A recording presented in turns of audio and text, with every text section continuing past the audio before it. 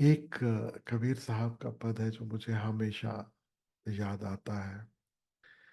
कबीर साहब का नाम आए कि ये पद तो मुझे ख्याल में आता ही है, आना ही है, और वो है कि सुख में सुमिरन जो करे। ख्याल में, दुख में सुमिरन सब करें, सुख में करे ना कोई। लेकिन असली बात है, सुख में सुमिरन जो करे तब दुख काहे को होए। देखता हूं अपने आसपास, अपनों में, अपनों के जीवन में अक्सर मन अशांत होता है। मन कई बार उदास होता है, कई बार दुखी होता है, कई बार व्यथित होता है। या ऐसा कहो कि मन जो है वो बस टिकता नहीं, कहीं ना कहीं निरंतर भटक रहा है। और जहां भी भटकता है, जिसके भी पीछे भटकता है, अंत में जो हाथ में लगता है वो निराशा ही है। क्योंकि अगर नहीं मिला तब तो निराशा है ही, मिल जाए तो भी निराशा है। क्योंकि जानते हो ना, शायर लुधियानवी साहब के वचन, जब उन्होंने कहा कि ये दुनिया अगर मिल भी जाए तो क्या है। सच पूछो तो सन्यास तो उन्हीं के लिए है, ये अंतर यात्रा तो उन्हीं के लिए है जिन्हें ये ख्याल में आ जाए कि सब मिल जाए तो भी हकीकत में कुछ मिला नहीं।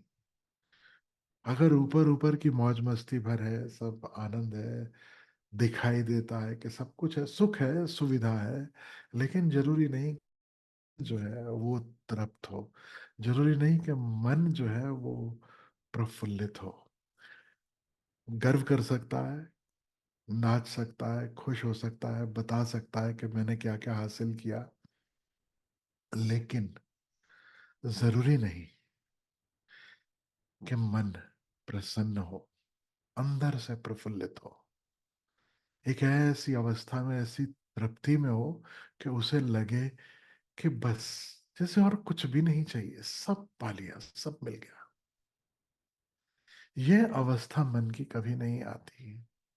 और कभी कभी मन जो है वो ज्यादा परेशान हो जाता है, और जब ज्यादा परेशान होता है तब हम खोजते हैं कि कोई ध्यान का मार्ग सिखा दे।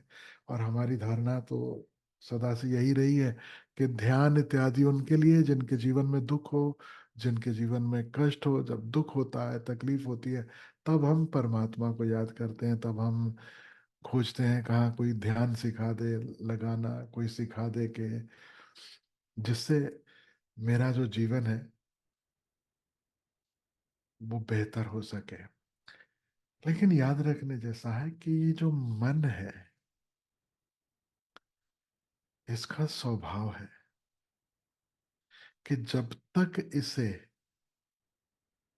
पीक नहीं मिले तब तक ये मानता नहीं।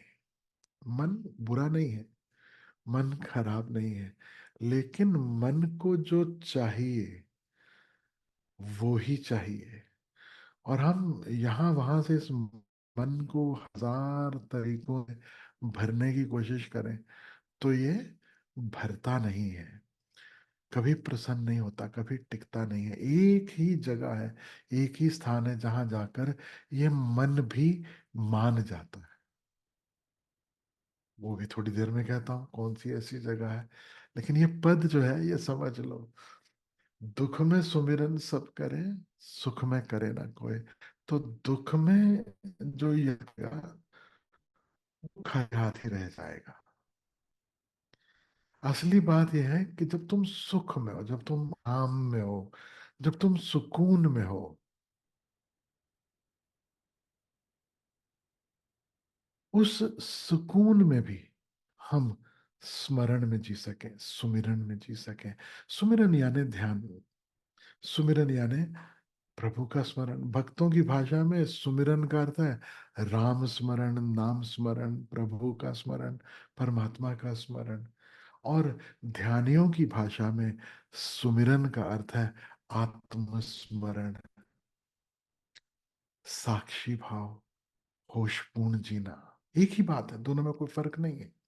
लेकिन जिसे भी साधना है, साधना कब है? जब हम मौज में है, जब हम सुख में, व्हेन एवरीथिंग इज राइट। अक्सर हमारे साथ होता क्या है, when everything is right we have so much energy that we want to waste it.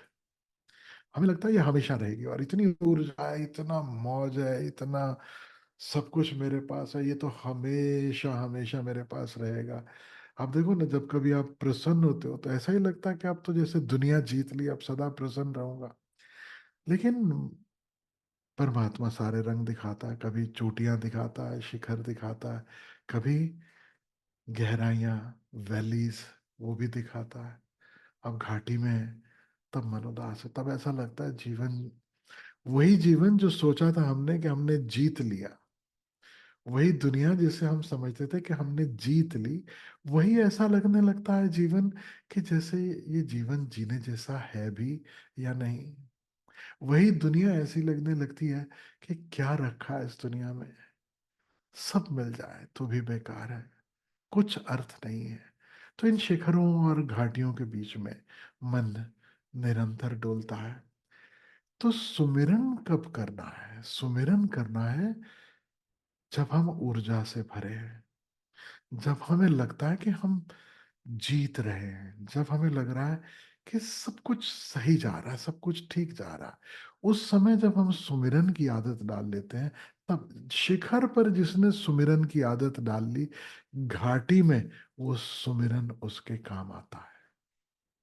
जिसने शिखर पर सुमिरन नहीं सीखा, घाटी में वो सुमिरन अगर करना शुरू करेगा, तो याद रखना उसके सुमिरन में भी उदासी होगी, उसके ध्यान में भी उदासी होगी, उसकी भक्ति भी रोती हुई भक्ति होगी। इसलिए अक्सर देखो, साधारणता जिन्हें हम भक्त कहते हैं, जो वास्तव में भक्त है नहीं, बेसिकली दुखियारे लोग हैं, प्रार्थना कर रहे हैं। दुखी व्यक्ति प्रार्थना करे, इससे भक्ति नहीं कह सकते।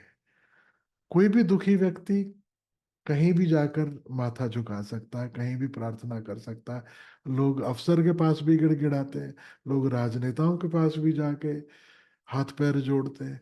तो कोई बड़ी बात नहीं कि तुम इतनी विराट शक्ति जिसे हम परमात्मा कहें, उसके सामने हाथ जोड़ने लगो, दिया जलाने लगो। बड़ा स्वाभाविक है, उसमें कोई बड़ी बात नहीं है। भक्ति कब है? जब भक्ति में रस हो। भक्ति कब है? जब भक्ति में आनंद हो। भक्ति कब है? जब भक्ति में विरह नहीं, बल्कि निकटता का एहसास हो। असली सुमिरन कब है? जब उसमें आनंद हो, दुख नहीं। सुख में सुमिरन जो करे, तब दुख काहे को है। मुझे ये कबीर साहब के वाक्य इतने महत्वपूर्ण लगते हैं हर साधक के लिए। हर वो व्यक्ति जो भक्ति के मार्ग पर चल रहा है, ध्यान के मार्ग पर चल रहा है, उसे ये याद रख लेना है। क्योंकि इसमें सूत्र है कि हमें क्या करना है। इसमें कबीर साहब परमात्मा के गीत नहीं गा रहे, ये नहीं कह रहे कि वो कितना ऊंचा है, वो कितना प्यारा है, उसकी कितनी कृपा है, उसके कितने आशीष है। वो कह रहे हैं हमारी जिम्मेवारी क्या है। और जो खुद की जिम्मेवारी लेने को राजी नहीं, जो खुद इस मार्ग पर एक कदम उठाने को राजी नहीं, तो सामने से प्रत्युत्तर नहीं मिलेगा। और संतों का वादा है कि तुम एक कदम चलो, वो 100 कदम चलता है। तो वो एक कदम कौन सा हमें चलना है, वो सबसे पहली बात आज मैं आपसे शेयर करना चाहता था। वो है सुख में सुमिरन। सुमिरन की शुरुआत करो जब सब ठीक लग रहा है, जब ऊर्जा से भरे हो, जब दिल करे चलो पार्टी करते हैं, जब दिल करे कि चलो दोस्तों को बुलाते हैं, जब दिल करे चलो किसी सहेली को फोन करते हैं, जब दिल करे कि चलो कुछ तो, वो एडवर्टाइजमेंट देखते हो ना, आज कुछ तूफानी करते हैं। जैसे ही लगे कि आज कुछ तूफानी करते हैं, मैं आपसे कहूँ सबसे तूफानी जो है ना, वो मनमानी नहीं है, सबसे तूफानी है गुरु मानी। कबीर साहब संतों के जो वचन है, वो जो कह रहे हैं कि अब सुमिरन में, now watch this energy, play with it, dance with it, enjoy it, लेकिन साथ में सुमिरन, साथ में सुमिरन, हंसते खेलते ध्यान में उतरना। हसीबा, खेलीबा, धरीबा, ध्यानम, गोरखनाथ के वचन है। और मैं आपसे कहूं, ध्यान के संबंध में जो गोरखनाथ ने हमें उपाय दिए हैं, वो किसी ने नहीं दिए। प्रथम भगवान शिव, लेकिन उन्होंने इतने संक्षिप्त रूप में उपाय दिए, विधियां दी, इतने गूढ़ विधियां दी कि वो आम आदमी को समझ में नहीं आती। गोरखनाथ ने पहली दफा पहली दफा प्रैक्टिकल उपाय दिए, प्रैक्टिकल विधियां दी।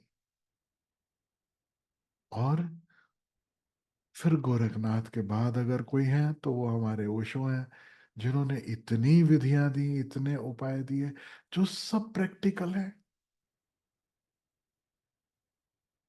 और आप सुनो गोरखनाथ को या सुनो ओशो को, दोनों ही एक बात कहेंगे, हंसते खेलते ध्यान का उपाय।